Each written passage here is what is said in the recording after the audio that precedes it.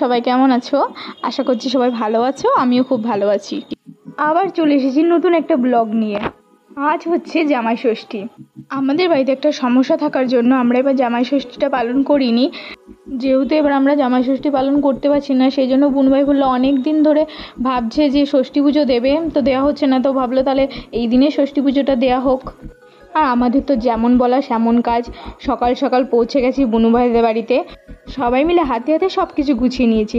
আর এই যে মহারানীকে অনেক কষ্টে ঘুম থেকে তোলা হয়েছে।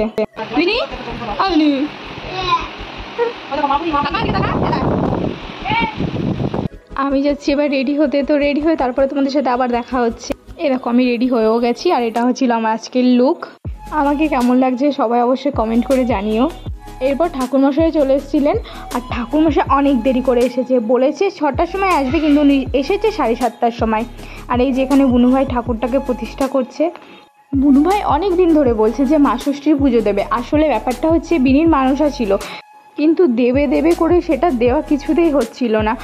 সেই জন্যই আমরা সবাই মিলে ঠিক করলাম যে যেহেতু আমাদের বাড়িতে জামাই ষষ্ঠী হচ্ছে না, তাহলে সেদিনকে মা ষষ্ঠীর পুজোটা দেওয়া হোক। আজকে বাড়িতে মা ষষ্ঠীর পুজো হচ্ছিল তো বটে, কিন্তু আরও একটা স্পেশাল দিন ছিল। আরে না না, জামাই ষষ্ঠী নয়, আজকে ছিল তনুদার বার্থডে। যেহেতু বাড়িতে মা ষষ্ঠীর পুজো হচ্ছে, সেই জন্য তনুদার বার্থডে আমরা সেলিব্রেশন করিনি। তবে হ্যাঁ, ছাড়বো তো না আমরা, কারণ আমরা তো সবসময় ছুতো খুঁজতে থাকি যে কোন ওকেশনে শুধু খাওয়া দাওয়া করবো। সেই জন্যই আমরা ঠিক করেছি আজ নয় তো কী হয়েছে, কালকে আমরা তনুদার বার্থডেটা সেলিব্রেশন করব। আচ্ছা তোমরা বলো তো, তোমাদের কার কার পুজো করতে ভালো লাগে? আমার তো বাড়িতে পুজো হলে খুবই ভালো লাগে, আর আমার নিজের পুজো করতেও খুব ভালো লাগে। আর শুধু আমি না, আমাদের বাড়ির সবাই পুজো করতে খুব ভালোবাসে।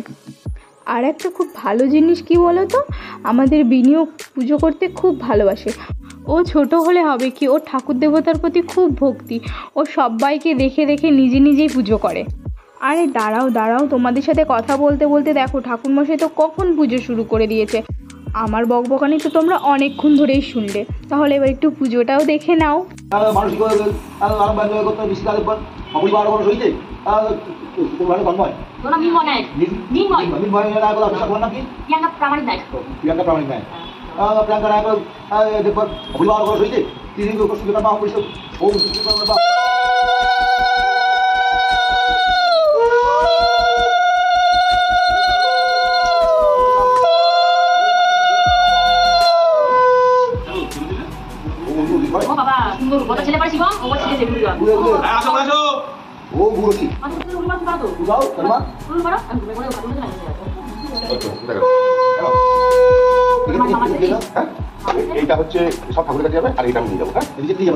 আমাদেরকে একটা খুব মজার জিনিস দেখাচ্ছি। পুজোর সময় আমরা সবাই উলুধ্বনি দিচ্ছিলাম, তার সঙ্গে বিনিও উলুধ্বনি দিচ্ছিল।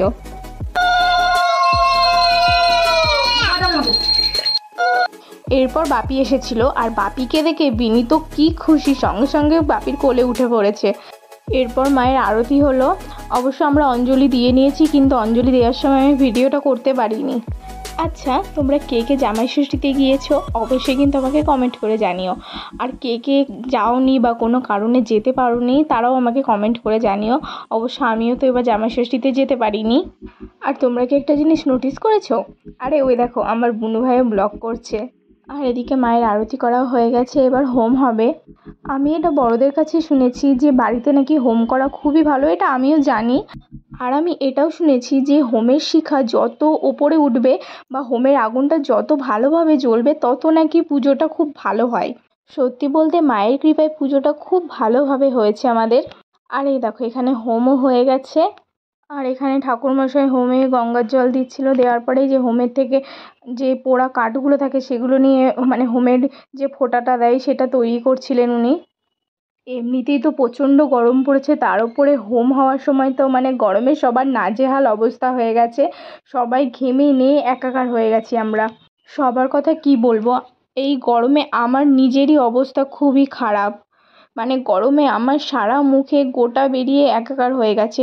আর এ দেখো কপালের উপরে দেখো কত বড় একটা গোটা হয়ে রয়েছে।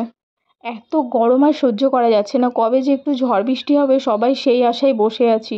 আর এই যে আমাদের পুজো পুরো হয়ে গেছে, এখানে ঠাকুরমশাই সবাইকে হোমের ফোঁটা দিয়ে দিচ্ছিলেন। পর বুনু ভাইদের বাড়িতে প্রসাদ খেয়ে তারপরে বাড়িতে চলে এসেছিলাম। আমার ভিডিও ভালো লাগলে অবশ্যই লাইক, শেয়ার, কমেন্ট এবং সাবস্ক্রাইব করে আমার পাশে থাকবেন। আর যারা আমার ভিডিওটা শেষ পর্যন্ত দেখলেন তাদেরকে অনেক অনেক ধন্যবাদ।